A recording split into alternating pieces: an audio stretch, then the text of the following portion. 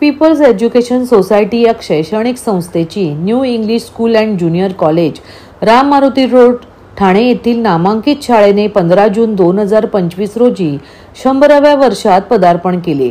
शाळेच्या शतक महोत्सव निमित्ताने शाळेने भव्य शतक महोत्सवी रॅलीचे आयोजन रविवारी केले। रॅलीमध्ये विद्यार्थिनींचे बँड पथक, एनसीसी पथक, लेझिम पथक, नऊवारी साड्यांमधील पारंपरिक पोशाखातील विद्यार्थिनी, वारकरी वेशातील विद्यार्थी-विद्यार्थिनी, समाज उपयोगी संदेश देणारा चित्ररथ, माजी विद्यार्थी, पालक, शिक्षक, निवृत्त शिक्षक, संस्थेचे पदाधिकारी या सर्वांनी उत्स्फूर्त सहभाग घेतला।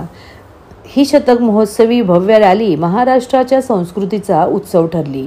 ही रॅली म्हणजे केवळ एक मिरवणूक नव्हती, तर ती होती शाळेच्या 100 वर्षाच्या गौरवशाली परंपरेची झलक। शतक महोत्सवाचे उद्घाटन संस्थेचे अध्यक्ष विद्याधर वैशंपायन यांच्या शुभहस्ते करण्यात आले। यावेळी संस्थेचे सर्व पदाधिकारी उपस्थित होते। या कार्यक्रमासाठी संस्थेचे अध्यक्ष विद्याधर वैशंपायन, उपाध्यक्ष अविनाश भोळे, कार्यवाह अल्लाद जोशी, कोषाध्यक्ष राजेंद्र रानडे, संस्थेचे कार्यकारिणी सदस्य डॉक्टर केळकर, डॉक्टर अजित शालिग्राम, मंगला करंदीकर, साधना शिंदे, BS तुरुक माने, मेधा भंडारी, शाळेचे मुख्याध्यापक BT पाटील, संस्थेचे आजीव सभासद, शाळेचे निवृत्त मुख्याध्यापक, उपमुख्याध्यापक, शिक्षक, शिक्षेतर हे सर्व कार्यक्रमासाठी उपस्थित होते। ठाण्यात आज मितीला 500च्या आसपास शाळा असतील, पण मराठी माध्यमाची 100 वर्ष पूर्ण करणारी दुसरी शाळा आहे। आम्हाला अभिमान वाटतो की या शाळेत आम्ही पदाधिकारी आहोत, ज्याला एवढा मोठा इतिहास आहे। ज्या पद्धतीने ही शाळा सुरू झाली ती एका छोट्याशा भाड्याच्या खोलीत, आणि त्याचा प्रवास होतो आज स्वतंत्र वासू पूर्व आणि पश्चिम या 2 ठिकाणी या संस्थेच्या उभ्या राहिल्या। ज्या भोळे सरांनी ही शाळा सुरू केली, आज त्यांचे आम्हाला स्मरण होत आहे।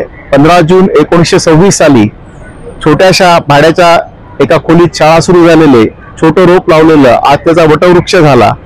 आज पी सोसायटीच्या 8 शाळा कार्यरत आहेत। आम्हाला अभिमान वाटतो की काळाप्रमाणे आम्ही बदलत गेलो। नाईट स्कूल काढली, गर्ल्स स्कूल काढली, इंग्लिश मीडियम काढली आणि आता CBSE। त्यामुळे मागच्या 100 वर्षाचा प्रवास आमचा जसा झाला तसा पुढच्या 100 वर्षाचाही रोडमॅप आमचा तयार आहे, आणि आम्हाला खात्री आहे की अजून 100 वर्षातही कमीत कमी आम्ही टिकू। आजचा कार्यक्रम असा आहे की 15 जून 1926 रोजी कैलासवासी वामनराव भोळे यांनी ही शाळा चालू केली, आणि आज जवळजवळ 99 वर्ष पूर्ण होऊन 100व्या वर्षामध्ये आपण पदार्पण करतोय। तर याच्यामध्ये 100 वर्षामध्ये असंख्य विद्यार्थी, शिक्षक वगैरे इथे येऊन सगळे शिक्षण घेऊन गेलेले आहेत, आणि ते परदेशी आणि आपल्या वेगवेगळ्या ठिकाणी असे चांगले पदाधिकारी म्हणून ते आता स्थायिक झालेले आहेत। व्यवस्थित हे चालू आहे, आणि संस्थेच्या आणि शाळांच्या अनेक पुढे ब्रँचेस आणि इतर शाळा पण त्यांनी चालू केल्या। तर पुढील वर्षासाठी आणि पुढील याच्यासाठी मी शुभेच्छा देतो। महाराष्ट्रातील भगिनींना आधार देणारी राज्य शासनाची मुख्यमंत्री माझी लाडकी बहीण योजना। या योजनेअंतर्गत अल्प उत्पन्न गटातील 21 ते 65 वयोगटाच्या भगिनींना मिळणार दरमहा 1500 रुपयांची मदत। अर्ज करण्यासाठी 31 ऑगस्ट 2024 पर्यंत मुदतवाढ। कुटुंबाचं वार्षिक उत्पन्न 2.5 लाख रुपयांपेक्षा कमी असलेल्या महिला पात्र। कुटुंबाकडे पिवळं किंवा केशरी रेशन कार्ड असल्यास उत्पन्नाचा दाखला आवश्यक नाही। पांढरं रेशन कार्ड असेल किंवा रेशन कार्ड नसेल तर कुटुंबाचं वार्षिक उत्पन्न 2.5 लाखांपेक्षा कमी असल्याचा दाखला आवश्यक। योजनेसाठीचा ऑनलाईन अर्ज नारी शक्ती दूत ऍप वरून किंवा पोर्टलवर भरता येईल। ज्या भगिनींना ऑनलाईन अर्ज भरता येत नसेल त्यांच्यासाठी अंगणवाडी, ग्रामपंचायत, वॉर्ड ऑफिस, सेतू सुविधा केंद्रामध्ये किंवा आशाताई बचत गटाच्या CRP यांची मदत उपलब्ध। आता आपल्याला अभिमानाने म्हणता येईल, सुखी आणि सुरक्षित आहे माझी लाडकी बहीण। युरो स्कूल दोस्ती बाळकुम येथे आज महाराष्ट्र नवनिर्माण सेनेच्या वतीने मराठी भाषा 3 नंबरवर आहे असे शाळेचे म्हणणे होते। याविषयी युरो स्कूलच्या प्रशासनाला धारेवर धरले।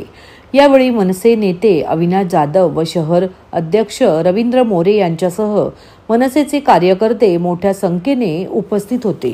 दोस्तीमध्ये असलेले युरो स्कूल आहे, यांनी कालपासून पॅरेंट्सना फोन करायला सुरू केलेला आहे की याच्या पुढे मराठी ही सेकंड लँग्वेज नसून थर्ड लँग्वेज असेल. मराठी कशी थर्ड लँग्वेज असू शकते? हिंदी सेकंड लँग्वेज म्हणतात आणि मराठी थर्ड लँग्वेज असते.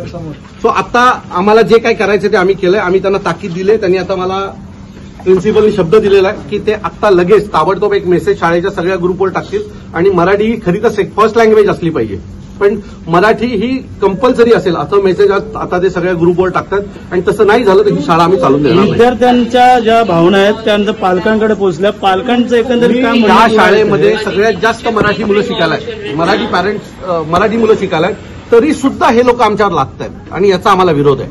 आणि यांनी जर याच्यात काही बदल केला नाही तर यांना आम्ही धडा शिकवू. जे राजसाहेब जे म्हणतायत सतत आमचा जो लढा आहे ना मराठीच्या बाबतीमध्ये, ही जी हिंदीची पुस्तकं आली हे प्रमोट करायचं काम चालतं. यांनी काय सांगितलं सेकंड लँग्वेज हिंदी असेल. सो हे प्रमोशन चालू आहे ह्या सरकारकडनं आणि ते आम्ही होऊन देणार नाही. जोपर्यंत महाराष्ट्र नवनिर्माण सेनेचा प्रत्येक कार्यकर्ता जिवंत आहे तोपर्यंत हे असं आम्ही यांना लादून देणार नाही. मराठी अभिजात भाषा असं म्हटलं, शिक्षण मंत्र्यांकडे काय तुमची ही खोटी लोक आहेत सगळी. ही आम्हाला फक्त आमच्या तोंडाला पानं पुसण्याचं काम केलेलं आहे. आम्हाला अभिजात भाषेचा दर्जा द्यायचा आणि एका बाजूला दुसऱ्या बाजूला कटकारस्थान करायचं.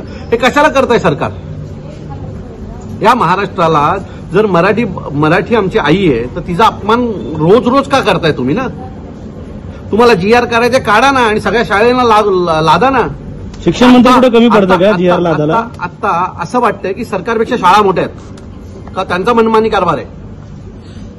जर याच्या बाबतीत सरकारने योग्य निर्णय घेतला नाही तर शाळेंना भोगावं लागेल एवढं नक्की. शिक्षण हे बिझनेस सुरू झालंय की काय? पहिला दिवस शाळेचा 2-2 लाख रुपये फीस घेतात हे लोक. बिझनेसच आहे आणि यात हे सगळे सरकारी अधिकारी आणि नेते मिक्स आहेत. याच्यात कोणाकोणाच्या पार्टनरशिप आहेत एकदा चेक केलं की तुम्हाला कळेल. मनसेकडे काय आव्हान असेल? आजच शाळा सुरू झालेली आहे. आम्ही आता त्यांना ताकीद दिलेली आहे की ताबडतोब तुम्ही शाळेच्या प्रत्येक ग्रुपवर मेसेज करा की मराठी कंपल्सरीच आहे आणि जर आज संध्याकाळपर्यंत तसा मेसेज नाही आला तर उद्यापासून शाळा आम्ही चालून देणार नाही. एवढं ठाणे पालघर जिल्ह्यात अशा अनेक शाळा आहेत. पालकांना काय आव्हान कराल आणि पालकांना देखील काय आव्हान असेल? पालकांना आव्हान करीन की अशी जर कुठे घटना या शाळेतल्या पालकांनी आम्हाला कळवलं, आमच्या सुशांत डोंबेंकडे ती सगळे पॅरेंट्स आले होते, असं जर कुठे अजून तुम्हाला आढळलं तर आमच्या तिथल्या महाराष्ट्र सैनिकांना कळवा, तिथल्या मनसेच्या शाखेनं कळवा. आम्ही तुमच्यासोबत उभे राहू.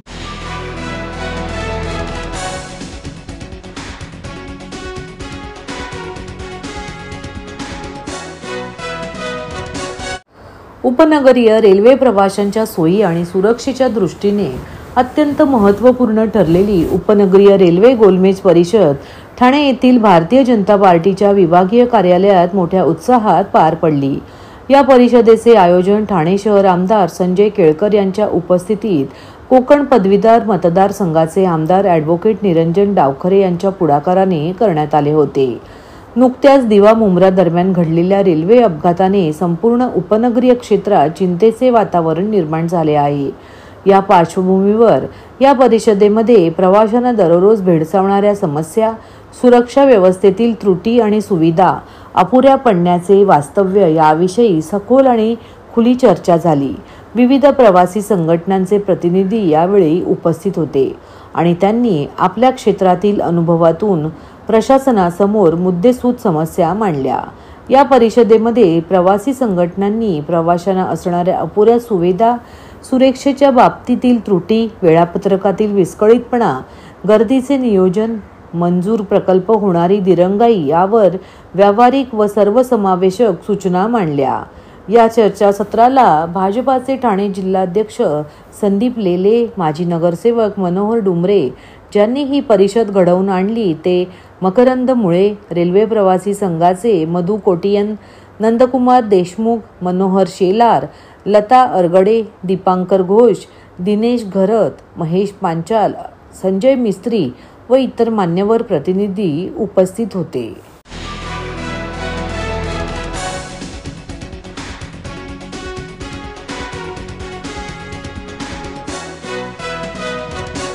पंतप्रधान नरेंद्र मोदी यांच्या नेतृत्वाखालील मोदी सरकारची 11 वर्ष सेवा, सुशासन व गरीब कल्याणला समर्पित आहेत. आत्मनिर्भर भारत ते विकसित भारत या संकल्पाकडून सिद्धीकडे नेणारी ही 11 वर्षे असून जनकल्याणासाठी संकल्प, प्रयत्न आणि समर्पणाचा सुवर्णकाळ मोदी सरकारमुळे सर्वांना अनुभवता येत आहे.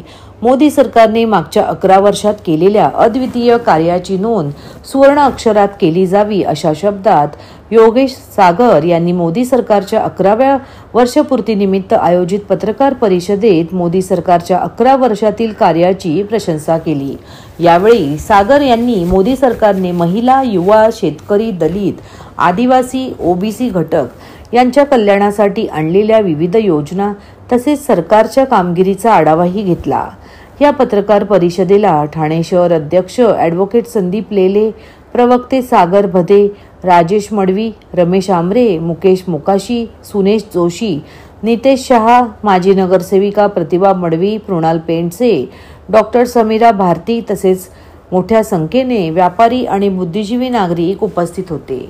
योगेश सागर म्हणाले की पंतप्रधान नरेंद्र मोदी यांनी देशाच्या राजकीय संस्कृतीमध्ये आमूलाग्र बदल करत विकासाचे युग सुरू केले आहे. भ्रष्टाचार, घोटाळे, तुष्टीकरणाची जागा जबाबदारी, पारदर्शकता आणि विकासाने घेतली आहे. मागच्या 11 वर्षात सबका साथ, सबका विकास, सबका विश्वास, सबका प्रयास या मूलमंत्रानुसार मोदी सरकारने मोठे कार्य करत विकास, अनुसंधान आणि सर्व समावेशकतेला प्राधान्य दिले. डिजिटल इंडिया, पायाभूत सुविधा, शेतकरी कल्याण, संरक्षण क्षेत्र, महिला सक्षमीकरण आणि जागतिक स्तरावर भारताची विश्वासार्हता यासारख्या क्षेत्रात मोदी सरकारने उल्लेखनीय कामगिरी केली आहे. गरीब, महिला, युवा आणि अन्नदाता शेतकरी या 4 घटकांच्या विकासासाठी मोदी सरकार कटिबद्ध असून त्यांच्या कल्याणासाठी अनेक योजना राबवल्या. त्याचे सकारात्मक परिणाम आज दिसून येत असल्याचे सागर यांनी नमूद केले. त्याचं विस्तृत विवरण सांगितलेलं आहे. आता पत्रकार परिषदेच्या माध्यमातून देशात सेवा, सुशासन आणि गरीब कल्याणच्या या कार्य मागील 10 वर्षात 2014 पासून माननीय पंतप्रधान श्री नरेंद्र मोदीजी यांच्या नेतृत्वात एनडीएच्या सरकारच्या माध्यमातून होत आहेत. त्याचे युवा क्षेत्रात केलेली कामं असतील, महिलांसाठी केलेली कामं असतील, शेतकऱ्यांसाठी केलेली कामं असतील, आरोग्य क्षेत्रात केलेली कामं असतील, शैक्षणिक क्षेत्रात केलेली कामं असतील, संरक्षणाच्या क्षेत्रात केलेली कामं असतील, संरक्षण निर्यातच्या क्षेत्रात केलेली कामं असतील, देशाच्या इन्फ्रास्ट्रक्चर ढाचाकीय सुविधांच्या विकासासाठी केलेली कामं असतील, त्याची एक सेवा, सुशासन आणि गरीब कल्याणची पुस्तिका सुद्धा हे आपल्याला देण्यात येणार आहे. त्याच्यामध्ये सगळे विवरण आहेत की या देशामध्ये मागील 10 वर्षामध्ये आणि मोदी 811च्या माध्यमातून जी कामं झाली एनडीएच्या माध्यमातून केंद्र सरकारची, त्याचा सगळा उल्लेख याच्यामध्ये आहे. देशभरातल्या सामान्य जनापर्यंत त्यांच्या अधिकारातल्या विषय आणि त्यांचे हक्काचे विकास हे पोहोचवण्याचं काम ज्या पद्धतीने केलं आहे, मागील 2014च्या पुढच्या काळामध्ये हा देश हा जगाच्या 11व्या क्रमांकावर असलेला आर्थिक उलाढाल करणारा देश होता. आता आपण जगाच्या 4थ्या क्रमांकावर आलेले देश आहोत. आता आपण जपानला जर मागे टाकला तर पुढच्या 2 वर्षात आपण जगामध्ये 3ऱ्या क्रमांकाची आर्थिक महासत्ता होणार आहोत. ही जी मोदीजींची आणि एनडीएच्या शासनामध्ये माननीय पंतप्रधान नरेंद्र मोदी यांच्या नेतृत्वात झालेली कामगिरी आहे. सामान्य जनापर्यंत देण्याचा आणि विकसित भारतमध्ये सामान्य जनाचा हिस्सा कसा वाढेल, सामान्य माणसांचा सहयोग कसा मोठ्या प्रमाणात येईल, यामुळे 2047 पर्यंत विकसित भारत करण्याची कल्पना आहे तो साध्य करता येईल, त्यासाठीचा हा सगळा प्रयत्न आहे.